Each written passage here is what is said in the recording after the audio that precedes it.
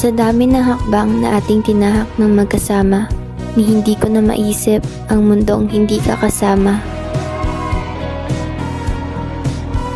Pero paano kung mawala ka talaga? Hindi ko ata kaya. Pumikit na muna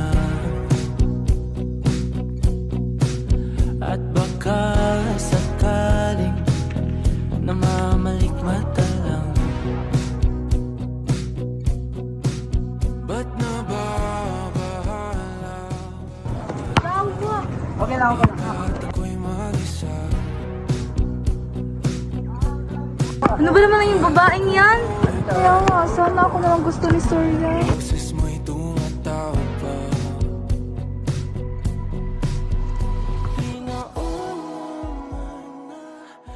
So, ano na pala balak mo sa crush mo? Eto, may binili ako para sa kanya pero nahiya akong ibigay.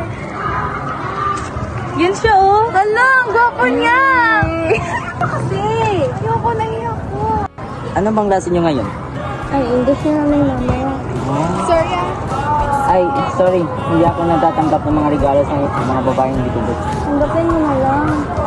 Hindi talaga ako nagtatanggap, Chloe. Anino mo'y kumakapit sa'king kamay. Ako ay dahan-dahan. Yes, tulungan mo naman ako para masapin siya. Wala na talaga akong alam best pero mayroong paraan. Pero bawal. Ano yun? Sabihin mo na.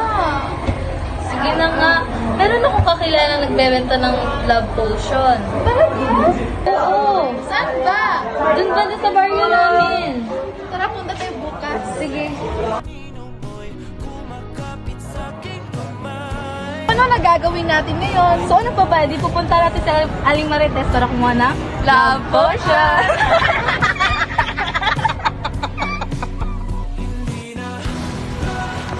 Ito na yung bahay ni Aling Marites. Talaga?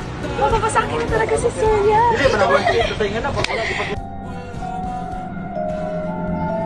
Ano talaga to? Natatakot ako. Ito talaga yun. Oh my God.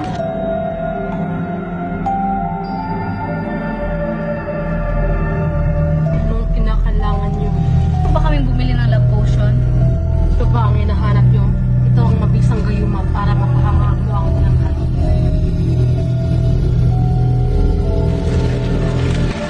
Sa mga spirito, bumabay kayo.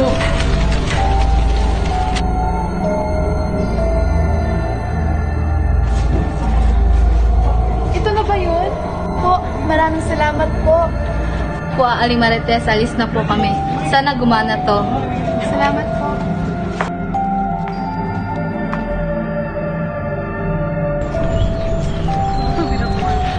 So, ano na plano, Besh? Ayun no, si Surya naglalaro. Pwede natin ilagay sa inumin niya, hindi niya naman namin mapapansin eh. Oo, ang galing-galing mo talaga, Besh! Ano ko kaya, Besh? Wag! Eh, ngayon lang naman to. Ang baho naman, Besh! Hindi ba't nakakalasin to? Ay, yan no, hintayin na lang natin si Surya. Okay, sige. Yun si Surya oh, naglalaro. Hala, oo nga! Pero saan yung bat niya? Yun oh, Hala, oo! Pero baka malaman nila na may nilagay tayo. hindi yan.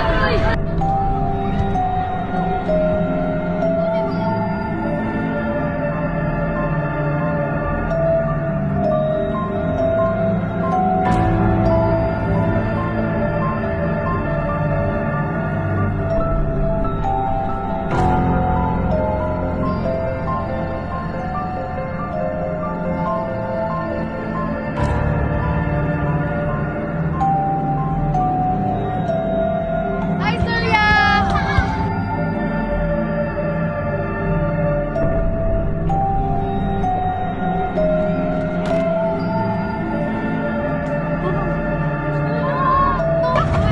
Kaya nangyari sa kanya, dali natin sa ospital. Tulong!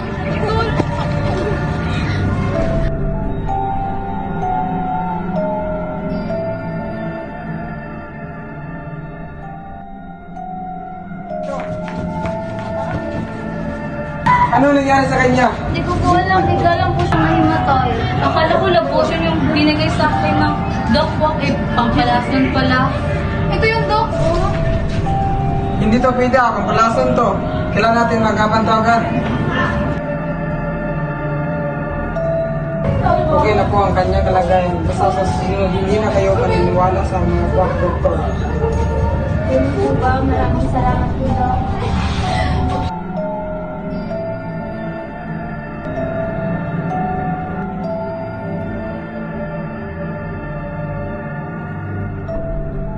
Nasaan ako?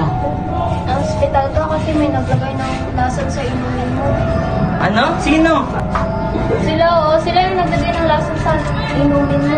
Kaya kayo dito? Yun. Bakit nyo naisipan na lagyan ng laso ng inumin ko? Wala naman po kasalanan sa inyo?